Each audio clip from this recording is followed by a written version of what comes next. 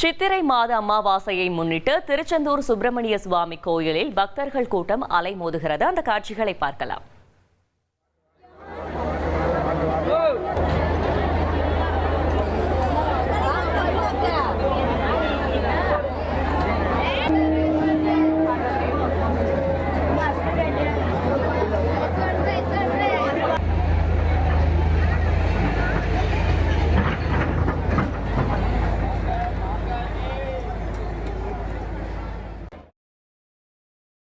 இது குறித்த கூடுதல் தகவலை செய்தியாளர் பவானி வழங்கிட கேட்கலாம். பவானி, வணக்கம். கள தகவல்களை சொல்லுங்க. கண்டிப்பாக. அதாவது திருச்செந்தூர் சுப்பிரமணிய சுவாமி திருக்கோயிலுக்கு அதிகப்படியான பக்தர்கள் வருகை தருவது வழக்கம். வருகை தரக்கூடிய பக்தர்கள் கடலில் புனித நீராடத்தில் முருகனை வழிபட்டு வருவாங்க. குறிப்பாக சித்திரை மாத அமாவாசையை முன்னிட்டு இன்று திருச்செந்தூரில் அதிகப்படியான பக்தர்கள் தற்பொழுது குவிந்து காணப்பட்டு வருகின்றனர். தற்பொழுது வரக்கூடிய பக்தர்கள் குடும்பத்துடன் நீண்ட வரிசையில் நின்று சுவாமி தரிசனம் செய்து வரக்கூடிய காட்சிகளை நம்மால் பார்க்க முடிகின்றது.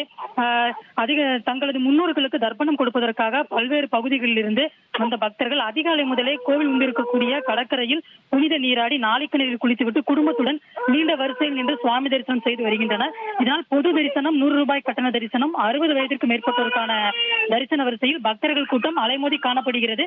பக்தர்கள் நீண்ட வரிசையில் குடும்பத்துடன் நின்று சுவாமி தரிசனம் செய்து வருகின்றனர். மேலும் திருச்செந்தூர் கோவில் வளாகம், கடற்கரை பகுதி, நாளிக்கிணறு, முடிக்காணிக்கை செலுத்தும் இடம், பேருந்து நிலையம் போன்ற பகுதிகளில் தற்பொழுது அதிக அளவில் பக்தர்களின் கூட்டம் இருப்பதை நம்மால் பார்க்க முடிகின்றது.